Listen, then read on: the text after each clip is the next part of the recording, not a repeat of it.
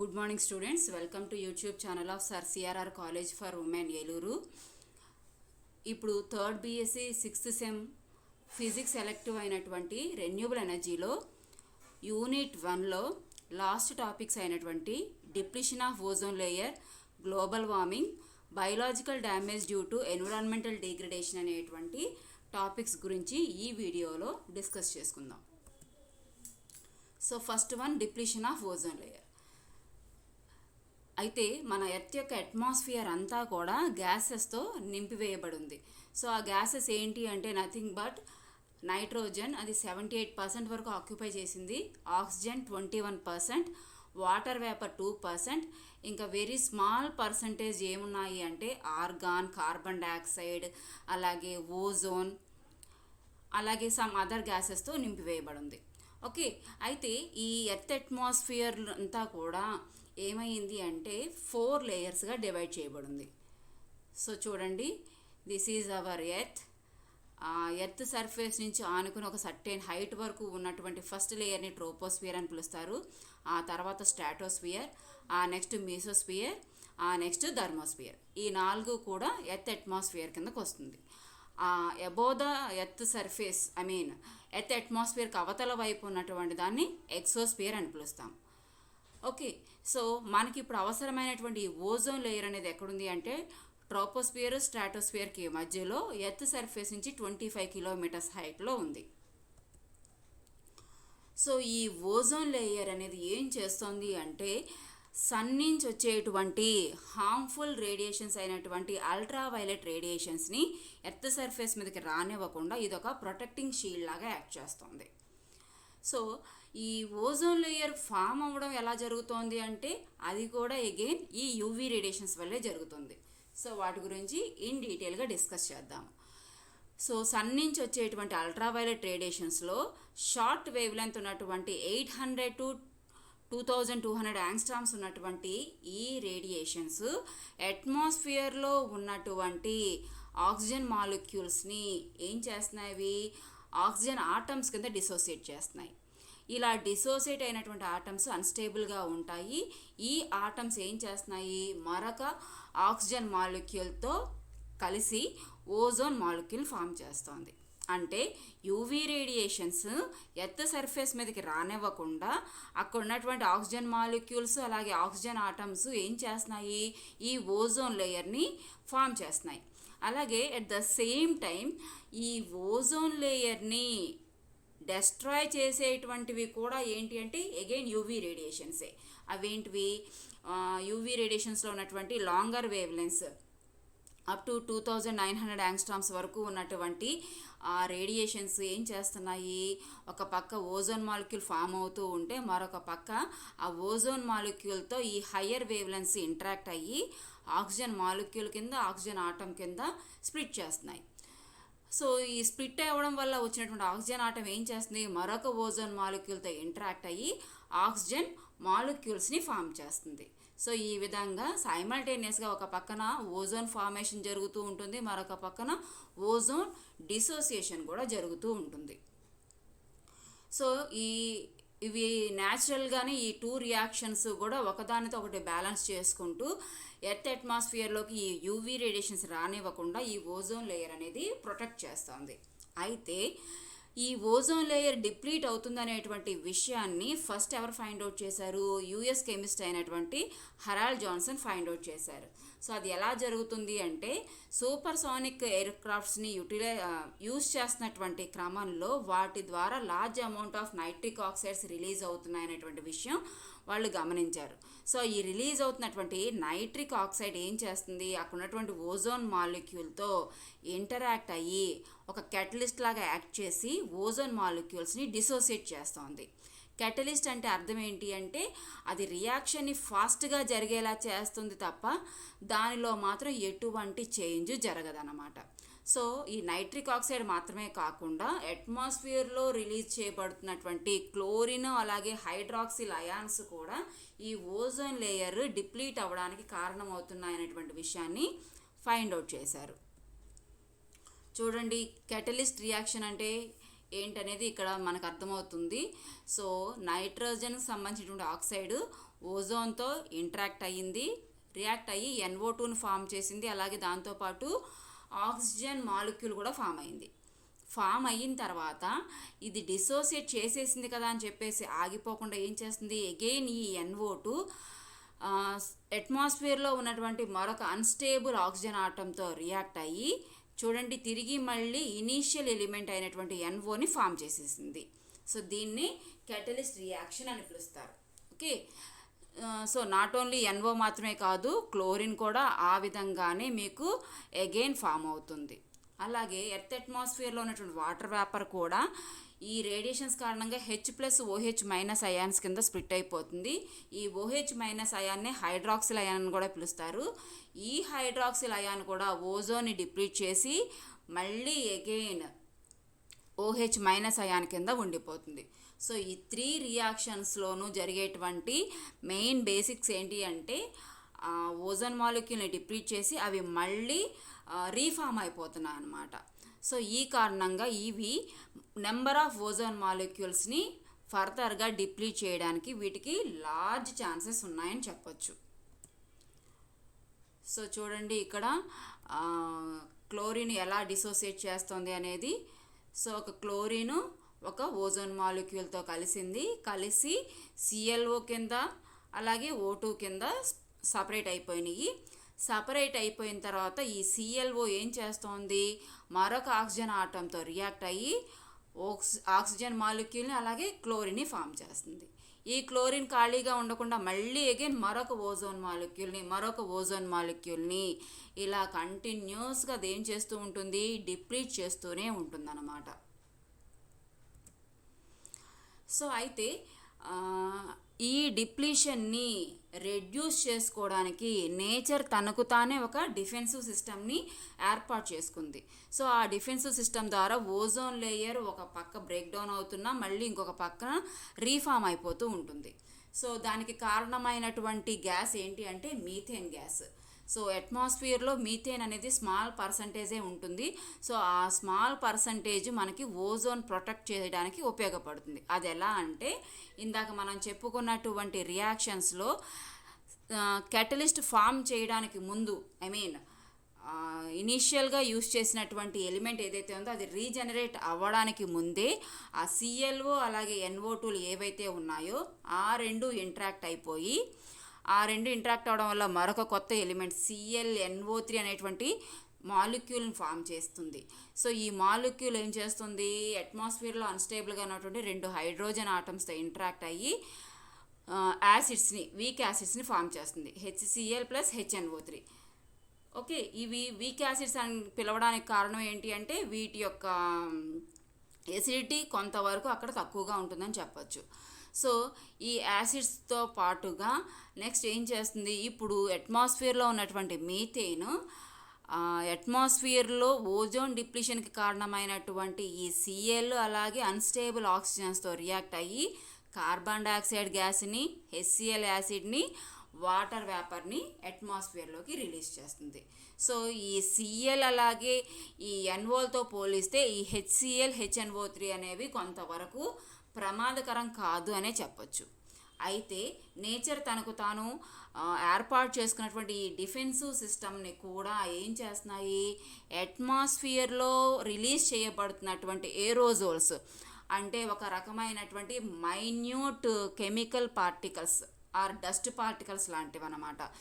ఇవి ఈ మొత్తం డిఫెన్సివ్ సిస్టమ్ మొత్తాన్ని కూడా కొలాప్స్ చేయడానికి ఉపయోగపడుతున్నాయి. సో ఈ ఓజోన్ డిప్లీషన్కి కారణమైనటువంటి ఈ రియాక్షన్స్ ఏవైతే ఉన్నాయో అది ఎర్త్ సర్ఫేస్ మొత్తం కూడా జరుగుతున్నప్పటికీ కూడా దాని యొక్క ఇన్ఫ్లుయెన్స్ అంతా కూడా మనకు ఎక్కడ కనిపిస్తుంది, అంటార్కిటిక్ జోన్లో ఎక్కువగా కనిపిస్తుంది.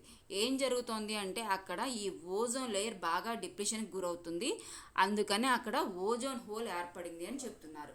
సో ఈ ఓజోన్ హోల్ అక్కడే ఏర్పడడానికి కారణం ఏంటి అంటే అక్కడ ఉన్నటువంటి వాతావరణ పరిస్థితులు కానివ్వండి, విండ్ అనేది ఈక్వేటర్ నుంచి పోల్స్ వైపుకి సర్క్యులేట్ అవ్వడం కానివ్వండి, వీటన్నిటి కారణంగా అంటార్కిటిక్ జోన్లో ఈ ఓజోన్ హోల్స్ ఏర్పడుతున్నాయి.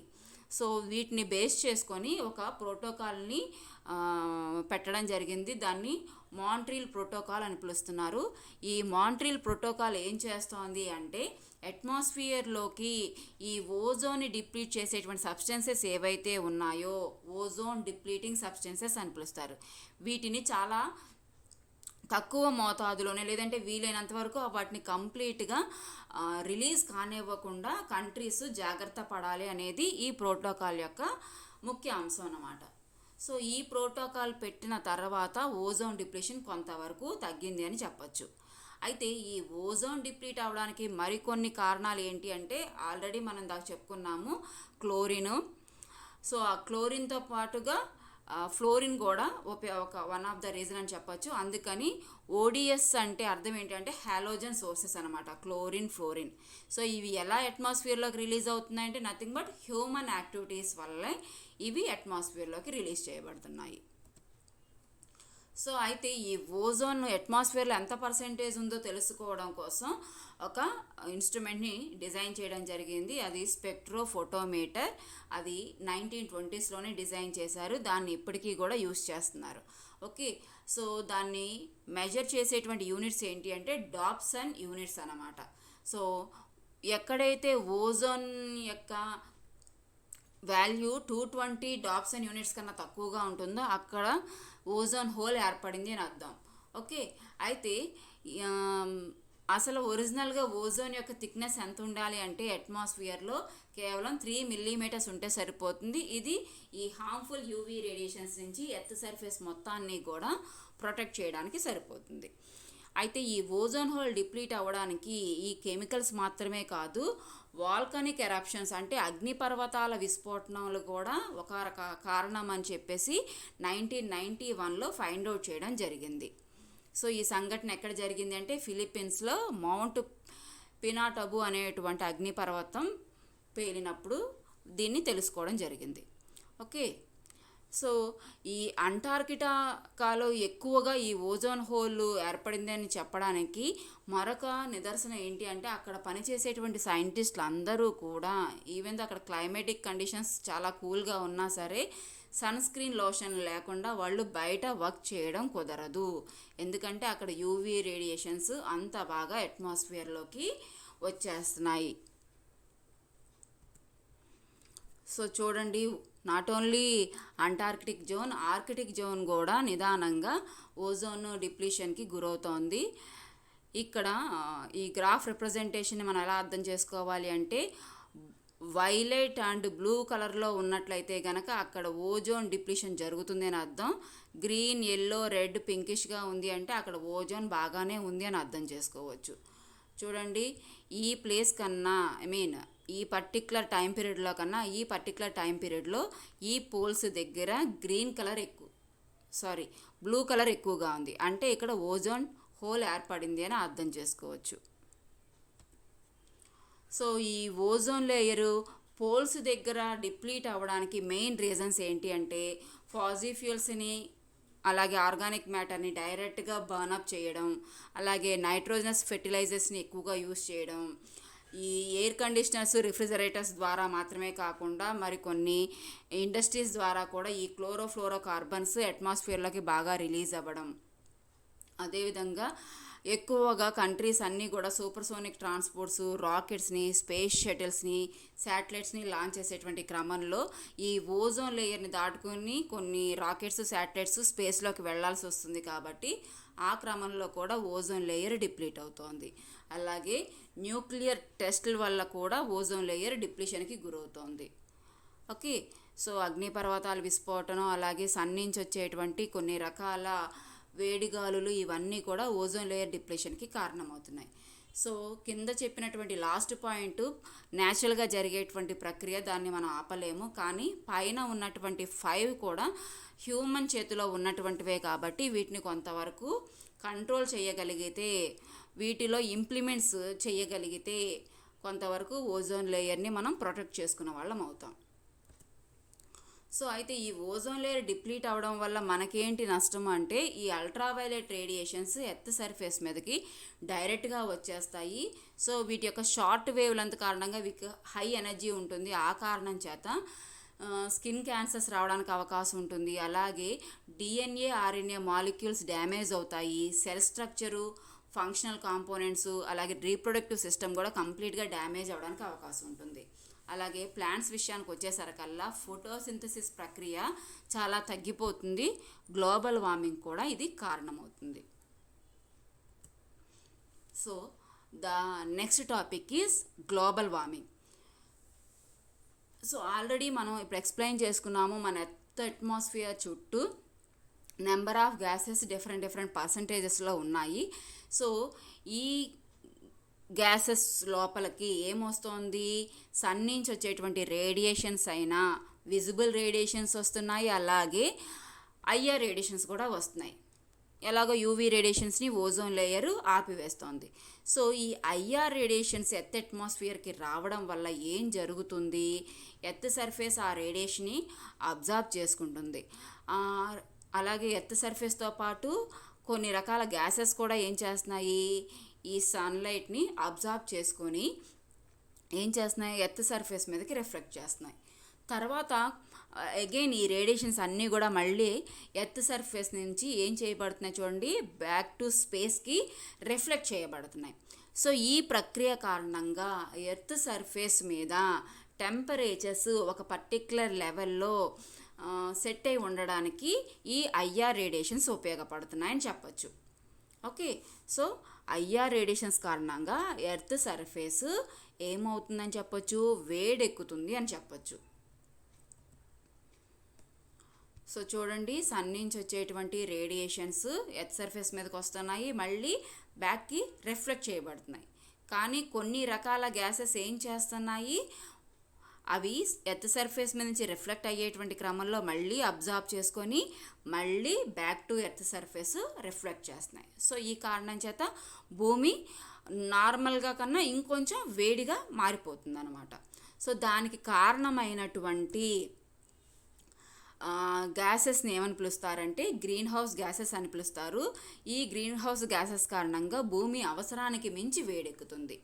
సో ఈ ప్రక్రియ మొత్తాన్ని కూడా ఏమని పిలుస్తారంటే గ్లోబల్ వార్మింగ్ లేదా గ్రీన్ హౌస్ ఎఫెక్ట్ అని పిలుస్తారు. దానికి కారణమైనటువంటి గ్యాసెస్ ఏంటి, CO2, methane, oxides of nitrogen, sulphur, ozone, chlorofluorocarbons and water vapour. Okay, చూడండి, ఈ గ్రీన్ హౌస్ గ్యాసెస్ కేవలం ఒక పర్టిక్యులర్ సెక్టార్ మీద నుంచి పర్టిక్యులర్ సెక్టార్ నుంచి కాకుండా మొత్తం మనం ఎన్ని రకాలుగా ఎనర్జీని యూటిలైజ్ చేస్తున్నా, ఎన్ని రకాలుగా ఎనర్జీని ప్రొడ్యూస్ చేస్తున్నా, ప్రతి ఒక్క సెక్టార్ నుంచి కూడా ఈ గ్రీన్ హౌస్ గ్యాసెస్ అనేవి రిలీజ్ చేయబడుతున్నాయి. ఇండస్ట్రీస్ నుంచి, పవర్ స్టేషన్స్ నుంచి, వేస్ట్ డిస్పోజ్ చేసి వాటిని ట్రీట్ చేసేటువంటి క్రమంలో, బయోమాస్ని బర్నింగ్ చేసేటప్పుడు, రెసిడెన్షియల్ అండ్ కమర్షియల్ పర్పస్లో జరిగేటువంటి పనుల వల్ల, ఫాజీ ఫ్యూయల్స్ కారణంగా, అగ్రికల్చర్ బై ప్రొడక్ట్స్ కారణంగా, ట్రాన్స్పోర్టేషన్ కారణంగా, వీటన్నిటి కారణంగా ఇందాక మనం చెప్పుకున్నటువంటి carbon dioxide, methane, chlorofluorocarbons, water vapours ఇవన్నీ కూడా అట్మాస్ఫియర్లోకి రిలీజ్ చేయబడుతున్నాయి. సో ఈ gases percentage day by day increase అయిపోతూ ఉండడం వల్ల సన్ నుంచి వచ్చేటువంటి radiations number of times earth surface మీదకి మల్టిపుల్గా రిఫ్లెక్ట్ చేయబడుతున్నాయి. సో ఆ కారణం చేత ఎర్త్ మీద ఉండాల్సినటువంటి టెంపరేచర్స్ నార్మల్ కండిషన్స్ని దాటిపోయి క్రిటికల్ స్టేజ్లోకి మారుతున్నాయని చెప్పచ్చు.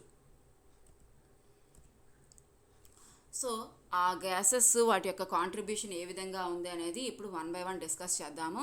First gas carbon dioxide gas. So అన్ని రకాల సెక్టార్స్ నుంచి కూడా ఈ కార్బన్ డైఆక్సైడ్ గ్యాస్ కంటిన్యూస్గా రిలీజ్ అవుతూనే ఉంటుంది. డొమెస్టిక్ పర్పస్గా కానివ్వండి, ఇండస్ట్రీస్ నుంచి కానివ్వండి, వెహికల్స్ నుంచి కానివ్వండి, అన్నిటి ద్వారా కార్బన్ డైఆక్సైడ్ గ్యాస్ రిలీజ్ అవుతోంది. సో దీని యొక్క కాంట్రిబ్యూషన్ ఎంత ఉంది అంటే 55% టెంపరేచర్ రైజ్ అవ్వడానికి CO2 గ్యాసే కారణం. అలాగే దీని యొక్క పర్సంటేజ్ ఇయర్ బై ఇయర్ కూడా 0.5% ఇంక్రీజ్ అవుతూ పోతోంది. నెక్స్ట్ గ్యాస్ వచ్చి మీథేన్ గ్యాస్. ఈ మీథేన్ గ్యాస్ అట్మాస్ఫియర్లో చాలా తక్కువే ఉంటుంది, కానీ అసలు ఇది అట్మాస్ఫియర్లోకి రిలీజ్ అవ్వడానికి కారణం ఏంటి అంటే organic matters in the absence of oxygen, దాన్నే యానెరోబిక్ కండిషన్ అంటారు. సో ఆ సందర్భంలో కనుక అది డికే అయితే ఆర్ డికంపోజ్ అయితే ఆ టైంలో ఆ మ్యాటర్ నుంచి ఈ మీథేన్ గ్యాస్ రిలీజ్ అవుతుంది. సో దీని యొక్క కాంట్రిబ్యూషన్ ఎంత ఉంది అంటే 15% ఉంది.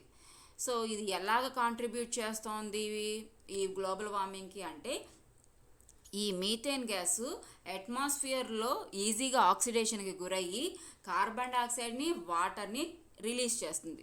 సో ఆటోమేటిక్గా కార్బన్ డైఆక్సైడ్ అలాగే ఈ వాటర్ రెండు కూడా గ్లోబల్ వార్మింగ్కి కారణమవుతాయి. ఓకే, వాటర్ ఎలా కారణం అంటే వాటర్ ఈజీగా వాటర్ వేపర్ కింద కన్వర్ట్ అవుతుంది. Water vapour global warming gas. Okay, next gas one is nitrous oxide. So ఈ నైట్రస్ ఆక్సైడ్ అనేది పైన చెప్పుకున్న రెండిటికన్నా ఇది మరీ ప్రమాదకరమైనటువంటి గ్రీన్ హౌస్ గ్యాస్ అని చెప్పొచ్చు. ఎందుకంటే ఈ నైట్రోజన్ గ్యాస్ అనేది ఆక్సైడ్తో రియాక్ట్ అవ్వడం వల్ల డిఫరెంట్ కైండ్స్ ఆఫ్ నైట్రోజన్కి సంబంధించిన ఆక్సైడ్స్ రిలీజ్ అవుతాయి. ఆ రిలీజ్ అయినవన్నీ కూడా అట్మాస్ఫియర్లో ఉన్నటువంటి డిఫరెంట్ గ్యాసెస్తో ఇంటరాక్ట్ అయ్యి ఈజీగానే అవి డెస్ట్రాయ్ అయిపోతాయి. కానీ ఈ N2O మాత్రం చాలా స్లోగా రియాక్ట్ అవుతుంది, కానీ అట్మాస్ఫియర్ని చాలా తొందరగా ఇది పొల్యూట్ చేస్తుంది అనమాట. సో దీని యొక్క కాంట్రిబ్యూషన్ 6% ఉంది. అలాగే ఎవ్రీ ఇయర్ దీని యొక్క పర్సంటేజ్ 0.3 ఇంక్రీజ్ అవుతూ పోతుంది. Next one water vapour.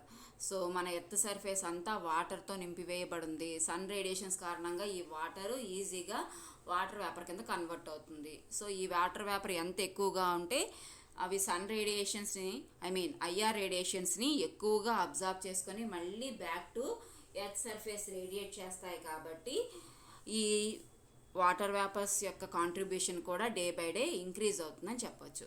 ఇంకా last and final one, very dangerous one is chlorofluorocarbons. ఈ క్లోరోఫ్లోరోకార్బన్స్ మనిషి టెక్నాలజీని డెవలప్ చేసుకున్న తర్వాతే ఇంట్రడ్యూస్ చేయబడినవి అయినప్పటికీ కూడా ఇవి రిమైనింగ్ గ్యాసెస్తో పోలిస్తే గ్లోబల్ వార్మింగ్కి వీటి యొక్క ఇంపార్టెన్స్ బాగా ఇంక్రీజ్ అయిపోయిందని చెప్పొచ్చు. ఓకే, వీటికి ఎటువంటి రంగు వాసన ఏమీ ఉండవు, అలాగే ఈజీగా వేరే వాటితో ఇంటరాక్ట్ అయిపోతాయి. అలాగే ఇవి మనిషి జీవించిన కాలం కన్నా ఇవి ఎక్కువ కాలం జీవిస్తాయి. వీటి యొక్క లైఫ్ టైం ఎంత అంటే 80 to 100 ఇయర్స్ వరకు కూడా ఈ క్లోరోఫ్లోరోకార్బన్స్ అట్మాస్ఫియర్లో ఏ విధమైనటువంటి నాశనానికి గురి కాకుండా అలాగే ఎగ్జిస్ట్ అయి ఉండిపోతాయి. సో ఆ కారణం చేత ఈ క్లోరోఫ్లోరోకార్బన్స్ ఏం చేస్తున్నాయి, గ్లోబల్ వార్మింగ్కి 24% దీని యొక్క కాంట్రిబ్యూషన్ ఉంది. అలాగే ఎవ్రీ ఇయర్ దీని యొక్క పర్సంటేజ్ ఎంత ఇంక్రీజ్ అయిపోతుంది, రిమైనింగ్ వాటన్నిటితో పోల్చుకుంటే 5% ఇంక్రీజ్ అయిపోతుంది.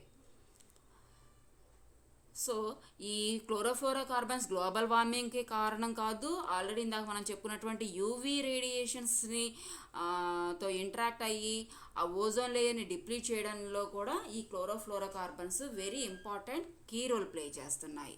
సో అందుకని వీటిని వెరీ డేంజరస్ గ్యాసెస్ అని కూడా చెప్పచ్చు.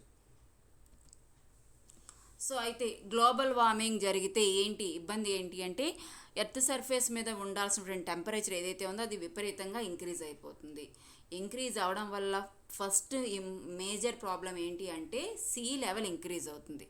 ఎలా ఇంక్రీజ్ అవుతుంది, దానికి రెండు ఉన్నాయి. ఆ రెండు ఏంటి అంటే ఒకటి ఎర్త్ సర్ఫేస్ మీద ఆ పోల్స్ దగ్గర ఉన్నటువంటి ఐస్ ఏదైతే ఉందో ఆ ఐస్ మొత్తం కూడా మెల్ట్ అయిపోతుంది. అలాగే మన ఎర్త్ మీద ఉన్నటువంటి వాటర్ బాడీస్ అన్నీ కూడా థర్మల్ ఎక్స్పాన్షన్కి గురవుతాయి. సో ఈ పై రెండు కారణాల వల్ల ఏం జరగడానికి అవకాశం ఉంటుంది, ప్రస్తుతం ఉన్నటువంటి సీ లెవెల్ ఏదైతే ఉందో అది సుమారుగా 60 meters వరకు ఇంక్రీజ్ అవ్వడానికి అవకాశం ఉంటుంది. 60 meters is not a small value. Okay, ఈ 60 meters రైజ్ జరిగిందంటే మాత్రం కంపల్సరీగా ఇప్పుడు ఉన్నటువంటి సముద్ర తీర ప్రాంతాలు కానివ్వండి, లేదంటే ఐలాండ్స్ కానివ్వండి, ఇలాంటివన్నీ కూడా సబ్మర్జ్ అయిపోతాయి. ఓకే, సో సబ్మర్జ్ అయిపోతే ల్యాండ్ బాడీ యొక్క పర్సంటేజ్ ఆల్రెడీ తక్కువ, అది ఇంకా కూడా తగ్గిపోతుంది. సో అది తగ్గిపోవడం మాత్రమే కాకుండా క్లైమేట్ కూడా ఏమైపోతుంది, మీకు షిఫ్ట్ అయిపోతుంది. ప్రస్తుతం ఈక్వేటర్స్ దగ్గర హై టెంపరేచర్స్ ఉంటాయి, పోల్స్ దగ్గర లో టెంపరేచర్స్ ఉంటాయి. అదే ఈ గ్లోబల్ వార్మింగ్ కనుక ఇంకా విపరీతంగా ఇంక్రీజ్ అవుతూ పోతూ ఉంటే ఈక్వేటర్ దగ్గర ఉండాల్సినటువంటి క్లైమేట్ ఏదైతే ఉందో అది పోల్స్ని రీచ్ అవుతుంది. ఈక్వేటర్ దగ్గర భరించలేనంత హై టెంపరేచర్స్ వచ్చేస్తాయి. సో క్లైమేట్ ఎప్పుడైతే షిఫ్ట్ అవుతుందో ఆటోమేటిక్గా వెజిటేషన్ కూడా, అంటే అక్కడ పెరిగేటువంటి మొక్కలు కానివ్వండి, పక్షులు కానివ్వండి, జంతువులు కానివ్వండి, ఏవైనా సరే అవి కూడా ఆ ప్రదేశం నుంచి వలస వెళ్ళిపోవాల్సి వస్తుంది. అలాగే కొన్ని రకాల జీవజాతులను కూడా మనం కోల్పోవలసిన వాళ్ళం అవుతాం. చూడండి, ఇక్కడ గ్లోబల్ వార్మింగ్ కారణంగా ఇక్కడ ఉన్నటువంటి మంచు పర్వతాలన్నీ కరిగిపోతున్నాయి. పాపం ఈ పోలార్ బేర్కి దాని యొక్క నివాసం అన్నది కోల్పోయింది. అలాగే ఆహార కొరత కూడా ఏర్పడుతుంది.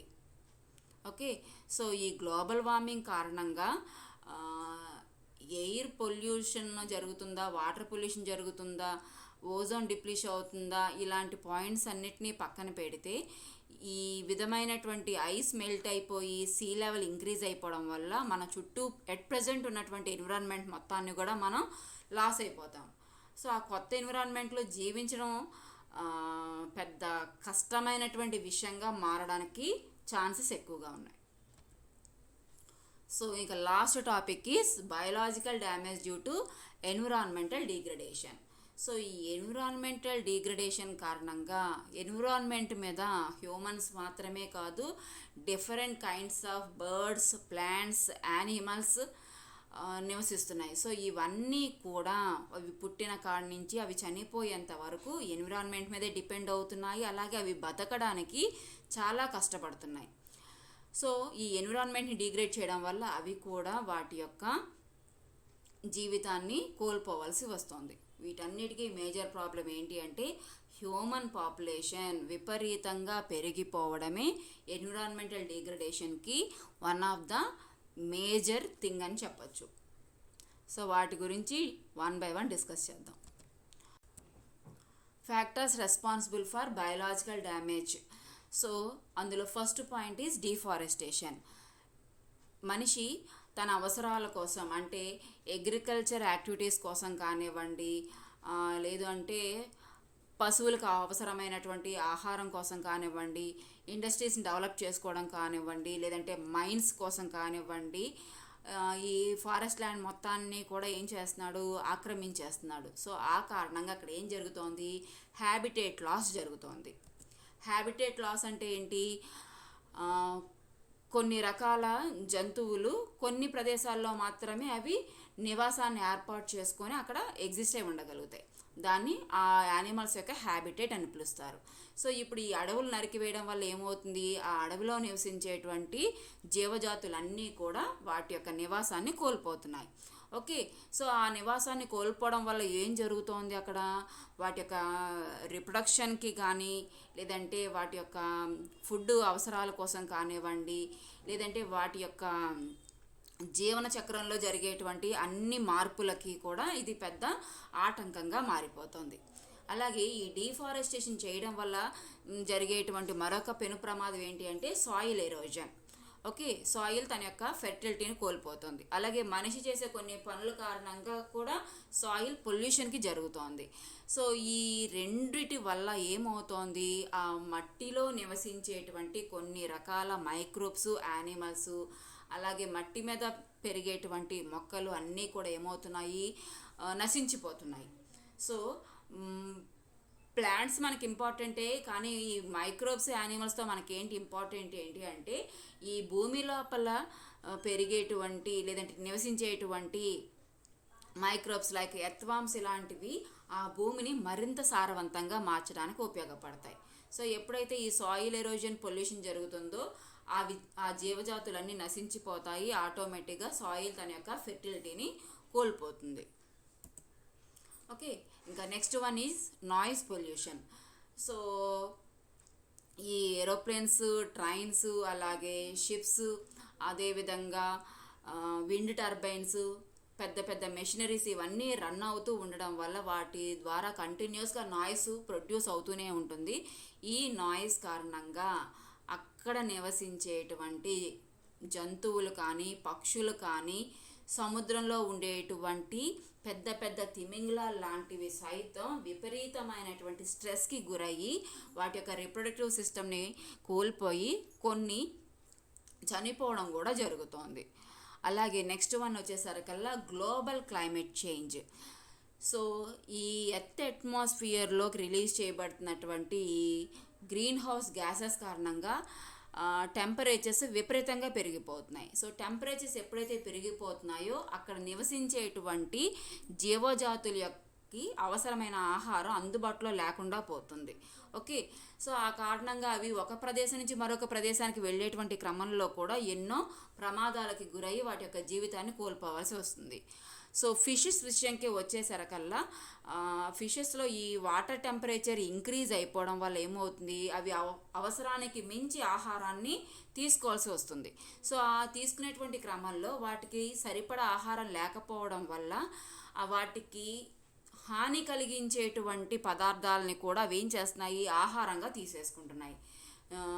ఒక ఎగ్జాంపుల్ చెప్పాలి అంటే సముద్రంలో నివసించేటువంటి కొన్ని రకాల చేపల్లో కడుపులో కూడా ఈ ప్లాస్టిక్ సంచులు లాంటి వ్యర్థ పదార్థాలు కనిపిస్తున్నాయనేటువంటి విషయం దీనికి ఒక ఉదాహరణ కింద చెప్పచ్చు.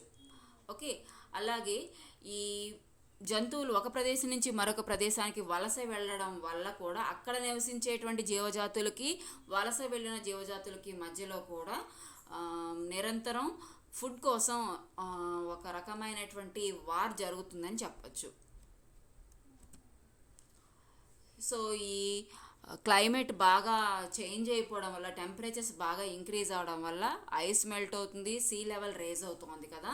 సో ఈ రైజ్ అవడం వల్ల ఆ మంచు ప్రాంతాల్లో నివసించేటువంటి పోలార్ బీర్స్, పెంగ్విన్స్, సీల్స్ కూడా ఏమవుతున్నాయి, వాటి యొక్క బ్రీడింగ్ పర్పస్ కానివ్వండి, షెల్టర్ కోసం కానివ్వండి, హంటింగ్ అలాగే ఈ మోల్టింగ్ పర్పస్ల కోసం వాటి యొక్క టోటల్ లైఫ్ సైకిల్ అంతా కూడా కంప్లీట్గా చేంజ్ అయిపోతుంది. అలాగే వాటి యొక్క పాపులేషన్ డేంజర్లో పడింది.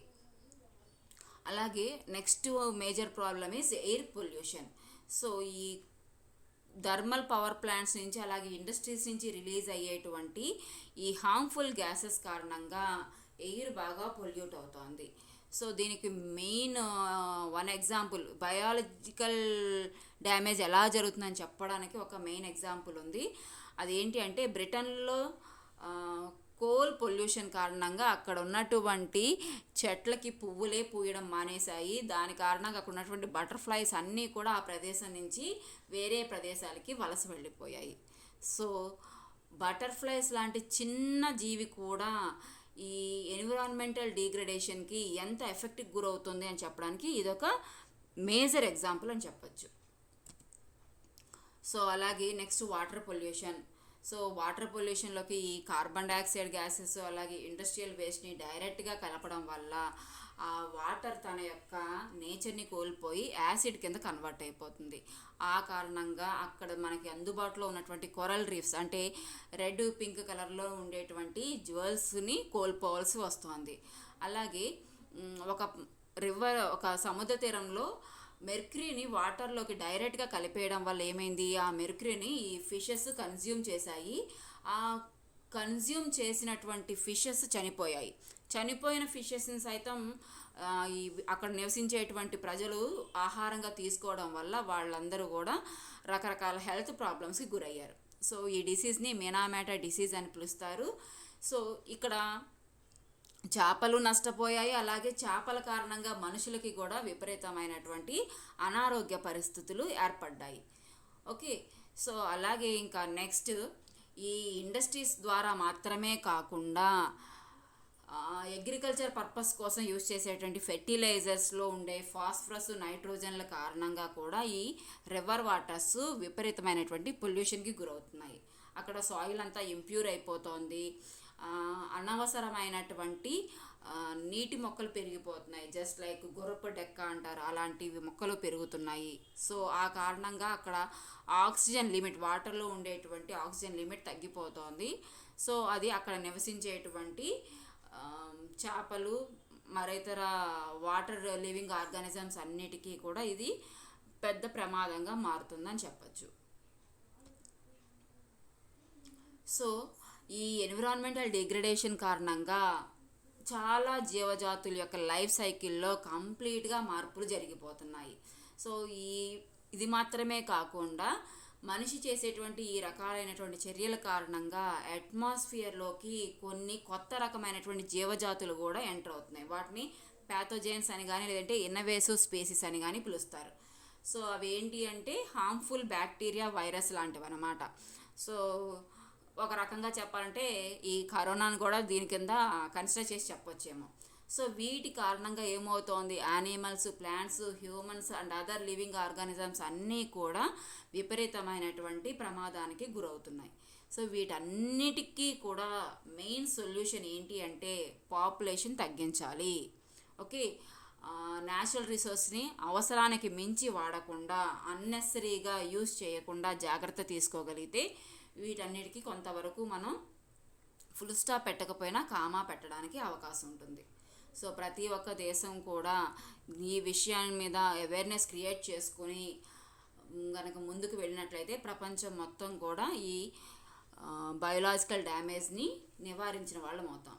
ఎందుకంటే ఈ భూమి అనేది కేవలం మనిషి కోసం మాత్రమే సృష్టించింది కాదు, మనిషితో పాటు రకరకాల జీవజాతులన్నీ కలిసి నివసించడానికి ఈ భూమి అనేది సృష్టించబడింది. ఓకే, సో అవన్నీ లేకుండా మనిషి మాత్రమే జీవించాలనుకుంటే మాత్రం ఆ మనిషి జీవితం వ్యర్థమైపోవడానికి పెద్ద పెద్ద ఉదాహరణలు ఏమి మనం ఇవ్వాల్సినటువంటి అవసరం లేదు. చూడండి, ఇక్కడ ఈ జంతువు కేవలం దేని మీద ఆధారపడి బతకగలుగుతుంది, ఇక్కడ దొరికేటువంటి ఈ గడ్డి, ఈ మొక్కల మీద ఆధారపడుతుంది. ఈ మొక్కలు కనుక పెరగకపోతే దీనికి అవసరమైనటువంటి ఆహారం అందుబాటులో ఉండదు.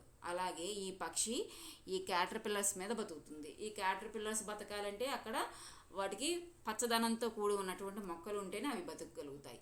సో ఈ మూడు కూడా ఒకదానితో ఒకటి డిపెండ్ అయి బతుకుతున్నాయి. ఈ వీటి యొక్క లైఫ్ సైకిల్లో ఎటువంటి మార్పు జరిగినా సరే వాటికి అవసరమైనటువంటి ఆహారం వాటికి అందుబాటులో ఉండదు, వాటి యొక్క లైఫ్ సైకిల్ డ్యామేజ్ అయిపోతుంది. అదేవిధంగా ఈ సాల్మాన్ కూడా అంతే. ఈ క్లైమేటిక్ బెల్ట్ షిఫ్ట్ అవ్వడం వల్ల సాల్మాన్కి దానికి అందుబాటులో ఉండాల్సినటువంటి ఆహారం వాటికి అందుబాటులో లేకుండా పోతుంది. సో ఈ పెద్ద పెద్ద జీవులే కాదు, చిన్న చిన్న హనీ బీస్ విషయంలో కూడా ఇదే జరుగుతుంది. పువ్వులు పూయాల్సినటువంటి టైంలో పూయకుండా, చెట్లు పెరగాల్సినటువంటి టైంలో పెరగకుండా, ఈ వాతావరణంలో జరిగే మార్పుల కారణంగా జరిగే చేంజెస్ కారణంగా ఏమవుతోంది, ఈ యానిమల్స్, బర్డ్స్ అలాగే ప్లాంట్స్ కూడా వాటి యొక్క లైఫ్ సైకిల్ని కంప్లీట్గా కొలాప్స్ అవుతున్నాయి. సో స్టూడెంట్స్, ఇక్కడతో యూనిట్ 1 మొత్తం కంప్లీట్ అయిపోయింది. సో ఈ 4 కూడా long answers questions, very important questions. అలాగే ఈ 5 షార్ట్ ఆన్సర్ క్వశ్చన్స్. సో ఈ 1-2 చాప్టర్స్ కంప్లీట్గా జనరల్ టాపిక్స్లా ఉంటాయి కాబట్టి కొన్నిసార్లు ఎస్ఏస్ అనుకున్న క్వశ్చన్స్ షార్ట్స్గా రావడానికి అవకాశం ఉంటుంది, కొన్ని షార్ట్స్ అన్న క్వశ్చన్స్ ఎస్ఏస్గా రావడానికి అవకాశం ఉంటుంది. So well prepared. Thank you.